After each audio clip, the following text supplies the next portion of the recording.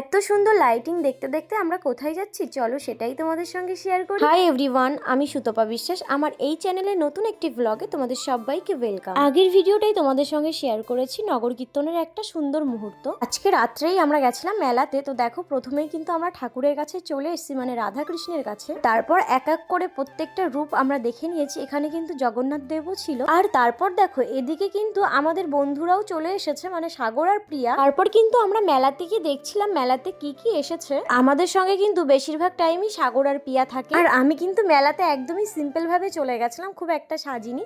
আর দেখো এদিকে কিন্তু একটা সুন্দর লাইটিং করেছে। আর এই রুম ডেকোরেশনের আর্টিফিশিয়াল ফুলগুলো আমার কিন্তু বেশ ভালো লাগে। তোমাদের কেমন লাগে? শুধু দেখেই এসছি, কিন্তু কিছু কেনা আর হয়নি। তারপর চলে গেছিলাম এই সুন্দর দোকানটায়, যেখানে কিনা নানান ধরনের পুতুল ছিল।